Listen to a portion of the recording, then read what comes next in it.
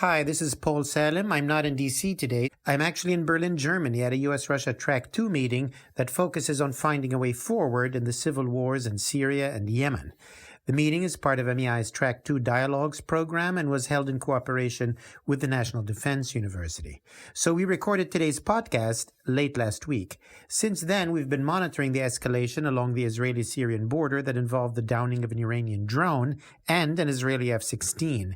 These events transpired too late to make it into this week's episode, but you can find our scholars' analysis on the drivers and risks of this latest escalation on MEI's website.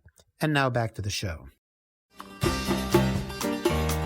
From Washington, D.C., this is Middle East Focus with Paul Salem. Welcome to Middle East Focus. I'm Jerry Feierstein, Senior Fellow and Director of Gulf Affairs and Government Relations at MEI, sitting in for the usual podcast host, Paul Salem. Lebanon has not held parliamentary elections for almost a decade. After much delay, polls are now set for May 6th. The elections will feature shifting coalitions of political parties vying for seats as Lebanon suffers from numerous internal governance problems and refugee strains, as well as intense external pressure from the United States, Israel, and Saudi Arabia over the presence of Hezbollah. Finally, to maximize the possibilities for confusion, the Lebanese will go to the polls under a new election law. How are the political alliances and campaigns shaping up? How much difference will the new election law make? What are the likely outcomes? How much will they matter? What will this mean for Lebanon's domestic and its external challenges moving forward? Today, Paul Salem, who has been closely involved with electoral reform and political activism and analysis in Lebanon, has abandoned his normal perch as moderator to become a mere mortal and an expert panelist. Thank you, Jerry, for accepting me in this role. We'll see how he does. Ooh. And joining Paul and me to explain and explore these issues is Randa, Director of MEI's Track 2 Dialogues Initiative, as well as a long-term analyst and observer of the Lebanese scene. Paul, let me start with you. What is the new electoral law? What's its background? And how is it going to affect this election? The new election law is based on proportional representation. After a century, and Lebanon has been holding elections for about a century, all the laws used to be majoritarian systems. The new law is 15 districts. Within each, it's proportional representation. Depending on the size of the district, the impact of this proportionality varies. It used to be that for any party or person to make it into parliament, they needed to get over 50%. In some of the smaller districts now, it's about 20%. And in the larger district, it's as low as 8 or 9%.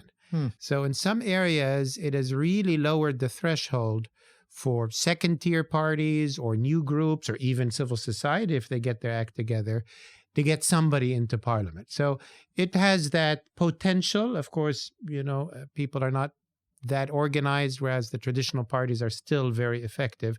But it's a pretty big change in the Lebanese political system. And can I ask, we're all familiar, of course, with the unique, I would say, sectarian system inside of Lebanon. Is this going to have an effect on the balance between Christian, Muslim, Shia, Sunni in the parliament? No, the seats in parliament by constitution are reserved 50-50 for Christians and Muslims, and within that, Christian dominations, it's all sort of set out prior to the elections. But this election law, according to many of the particularly Christian parties, if you want to call them that lobbied for the law, in their view, it will give some of their voters or Christian voters more of a say in some of the Christian deputies. So yes, it has a bit of an effect on who elects who, although the absolute numbers remain exactly the same. And Randa, let me turn to you then. With this in mind, do you anticipate that this new election law is going to have an effect on the political alliances? Is it going to lead to a new lineup of candidates inside of the Lebanese political system? Unlike 2009, the last time we held elections, which at the time were a referendum on Hezbollah weapons, these elections, you don't have the divide that existed in the past between the two camps known as March 14 and March 8. We are witnessing fraying within of each camp. The divisions are now within each of these camps rather than between camps. And all the candidates and all the parties from former March 14 and March 8 are united around one major platform, electoral platform, focusing on security, promotion of socioeconomic development. Now, the one alliance we know that has been announced is the alliance between Hezbollah and Amal, the Shiite alliance. All other alliances have yet to be announced. And the critical point is going to be, with whom will the Prime Minister, Saad Hariri, decide to ally? There is talk that his natural alliance will be with Aoun, the president. There is now a governing coalition between the two of them, and that will translate into some kind of an electoral coalition. And then we don't know how the Aoun party, the Free Patriotic Movement, whether it will ally with the Lebanese forces. There is talks between them, but they have yet to reach understanding. Then you go to the Druze. Where will the Jumblat party fit? But as Paul said, this law creates space for new parties, although, as he said, it might be difficult for small parties to break through the monopoly by the large parties in smaller districts, but in some districts they will. And there is a possibility that civil society might be able to maybe have 1 or 2 seats in the parliament. Are there indications that we may see new political actors coming onto the scene? Or is there some sense that new parties are being formed in order to take advantage of this lower threshold for entry? There are old faces, old politicians who have been always on the scene but have never been able to enter the parliament, partially because of the majoritarian system. And you had the leadership between March 4 and March 8 and March 14 already decided. So some of these politicians who have always been on the scene this time might have a chance to enter the parliament. Again, civil society has formed a coalition. Different civil society organizations came together and formed a coalition. However, this coalition also has internal divisions amongst it. And it's going to be hard to predict right now whether they will be able to have a breakthrough and get 1 to 2 seats in the parliament. But they are hoping that they will. And let's turn to, I think, the kind of the elephant in the room, and that is Hezbollah and what we expect of Hezbollah in this election. What is your sense? What do you think that the Hezbollah itself is hoping to get out of this election? And what do you think we might anticipate about their performance?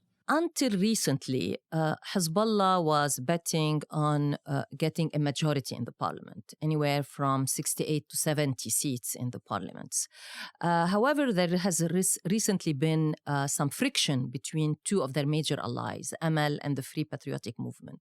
And that's creating tension within the Hezbollah-led alliance, and that might lessen their chances of reaching this kind of majority if, for example, Aoun decides to ally with Hariri in some of the districts against them. Right now, the constant in Hezbollah's strategy is what they call the strategic alliance with Amal. That's one. The second principle in their strategy is that they want to regain some of the seats that have been reserved for the Shia, which are now occupied by Shiite politicians that are not allied with Hezbollah or Amal. So they want to regain control over the Shiite parliamentary bloc, let's put it this way, between the two of them. They are going to have some alliances with Free Patriotic Movement in some of the districts, but not throughout. And then they would like to have some of their allies within the Sunni community and the Druze community who are not part of the typical Jumblat bloc or Hariri bloc, also see if they can help them enter parliament. Do you see that their adventure in Syria, for example, as well as the kind of international pressure that's been brought against Hezbollah, in the last few months from the United States, of course, but also more particularly from Saudi Arabia, from Israel.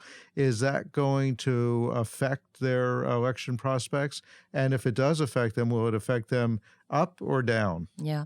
When it comes to the Shiite constituency, this kind of pressure will help Hezbollah prospects and will help Amal prospects. But anyway, they already have pretty much a lock on this constituency. So whatever pressure is applied is not going to impact it because they already have that lock. I think that pressure from the international community can make a difference within the Sunni community, of course, but also most importantly within the Christian community, especially within the Aoun constituency. But again, inside Lebanon, Hezbollah's role in Syria is perceived pretty much as having protected Lebanon from jihadists and from ISIS. There is a concern about the long-term repercussions of their intervention in Syria, especially in terms of relations with the Sunni of Syria.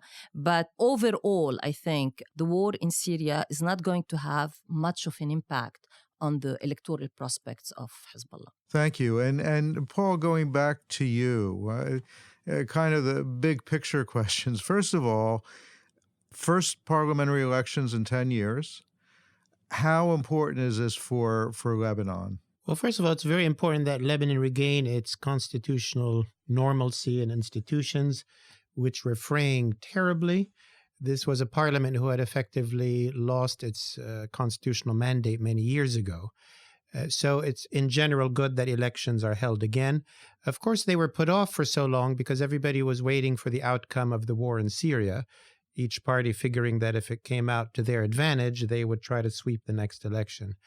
And that indeed has happened in the sense that the war was kind of resolved largely in favor of Hezbollah, Assad regime, Iran, and the Russians next door to Lebanon. But in terms of how that's translating into the elections, Hezbollah, on the one hand, is very aware, and this came out very clearly when the prime minister was forced to resign from Saudi Arabia. Hezbollah knew it already, but it was clear that they very much wanted Saad Hariri to be in Lebanon, to be prime minister, to remain a partner. It's also been very clear that President Aoun and his son-in-law, Gebran Bassil, who's the current foreign minister and who wants to be president, so in a sense, this is his primary, the Free Patriotic Movement is aware that they can't move far away from Hezbollah because of sort of strategic and security reasons, but they also know that the future of President Aoun's presidency and the success of that presidency and the future of Gebran Bassil's bid to be president will require not only, not upsetting Hezbollah, but it will also require maintaining and building bridges with Saudi Arabia and the Gulf countries and with Europe and the United States. So these elections, as Randa said, are not really divisive at that level, that all of the players are aware that Hezbollah is there and they can't do much about it, and that they also need to maintain good relations with the Gulf countries and with the United States. And when you look at Prime Minister Hariri himself, in a certain way he's weak. His relations with Saudi have been frayed. He doesn't have the cash he had previously, but it's also become quite clear that he is the main bridge to the international community, the main bridge to the region outside of Iran, and that a lot is riding on Saad al-Hariri, and his partners know it. So the elections will not be decisive in terms of their outcome, and they will not result in any meaningful majority, because President Aoun and Gebran Bassil will maintain relations with Hezbollah and cannot stray on maybe security and other issues, but they also know that Hezbollah needs them, so they can play some other games as well, and Hezbollah will tolerate that. And that's why the governing alliance is between Aoun, Gebran Bassil, and Saad al-Hariri. Mm-hmm. And they've tried to push Nabih Berri out of that governing alliance. So I think every party will have a blocking third in the parliament, which you can use to prevent a quorum for any big issues like changing the constitution or electing a new president. Everybody has that capacity. But otherwise, we're going to have the same governing coalition before the elections and after the elections. So you would anticipate then that the big three of Aoun, Hariri, and Nabi Berri is probably going to continue to be the leadership of Lebanon going forward? No doubt. Yeah, I mean, the Hariri's bloc, which is now about 35, he will lose maybe 10 seats to other Sunni politicians and things of that nature. The Hezbollah Amal bloc will pretty much be the same. They might lose a couple here, gain a couple there. The Aounist bloc will probably be about the same. So those will remain the main three blocks, and then there's sub-blocks as well. But yeah, that is kind of the governing coalition, more or less, moving forward. And it is kind of, in a way, balanced in that sense. And the fact that you've got the changes in proportional representation, does that in your mind mean that forming these coalitions is going to be more difficult going forward? Is there going to be the kind of fractured governance system that we've seen in other proportional representation systems around the world? Not really. I mean, the Lebanese party system in a way is already fractured because every community has at least one or more political party. And these parties have been dominant for so long that, overnight, nobody's going to be able to, overtake them or anything. But it will be the case that in most communities, as Randa said, a tier 2 party that never or was rarely in parliament will now be in parliament. For example, you take in the Sunni community, Hariri, who pretty much monopolized all Sunni representation, and almost, will lose a number of seats to other pretty powerful Sunni politicians in Tripoli. He will probably lose a few even in Beirut and in Akkar and other areas. So there will be a Sunni opposition or Sunni alternative. Among the Christians, that plurality already exists between Aoun on one side and the Lebanese forces on the other. But other parties, smaller parties and groups will also be represented in parliament in the Christian areas. As Randa said, in the Shiite districts, the hold is so strong of Hezbollah and Amal that they pretty much maintain that monopoly, although they might lose a couple in the northern Beqa', where you actually have a mixed district of Shiite, Sunni, Greek, Christian, Catholics, and so on. They might, for the first time, lose a couple of seats up there. So it'll make for a more pluralistic parliament, which is a good thing, but no seat change at this point. And, coming back always to the most important question, what does this mean for the United States? How do you see this affecting or not affecting U.S. relations with Lebanon, and also, of course, more broadly, our strategy to promote security, particularly in the Levant? Well, I've been heartened that Ambassador Satterfield was out in Beirut very recently, and Secretary Tillerson is going there as well. The U.S. also played a very important role when the Prime Minister Hariri was forced to resign in Riyadh and walked that back very effectively. So I think at the very high levels of the U.S. government, there's great awareness of, despite all of Lebanon's faults and problems, and despite the presence of Hezbollah, Lebanon's stability, Lebanon's power sharing system, the harboring of refugees is a national security interest for the United States and for its allies, and Lebanon itself is a partner in the war on terror. What worries me a little bit, although that is being dispelled by some of the U.S. government leaders, there's some misconception in Washington, I would say, that these elections, they're going to be swept by Hezbollah and their allies. Lebanon is going to go completely on the other side. Let's remember, March 14 had a majority for the last 15 years. They could not govern alone. March 8 doesn't even exist as an alliance anymore. And even if they did get a majority, they cannot govern without Saad al-Hariri and the Sunnis and a big bunch of the Christians. So Lebanese power sharing, with all of its pluses and negatives, is still how the country is governed. And having a 50% plus one majority gets you very little in a country like Lebanon. Well, that's all we have time for today. I'm sure we're going to continue to follow the Lebanese election season closely, and let's hope that the elections will be an opportunity for some new faces and issues to make it into Parliament. I want to thank Randa Salem and Paul Salem for helping us sort through these issues, and I want to thank you, our listeners, for tuning in. If you want to leave a comment or question, please go to our Facebook page at facebook.com/Middle East Institute. Thank you until next time. This has been a presentation of the Middle East Institute.